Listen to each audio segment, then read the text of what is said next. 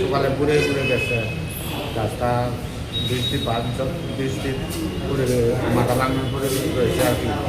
তারপরে কাটতে গেছে ফেলাইতে গেছে, তারপরে মাথার উপরে কি গাছ পড়ছে? সুপারি গাছ। নিজ বাড়িতেই? হয় হয়। এরপরে কি করছেন? তারপরে হসপিটালে রিভার করছি, জেলা হাসপাতালে নিয়েছি, এখান থেকে রিভার করতে যাই। আমরা 10-12 দিন রাত্রে পৌঁছা নাই। কবে মারা গেছে? কালকে। কি নাম? জয়লা শর্মা। বয়স কত? 53। বাড়ি কোনখানে?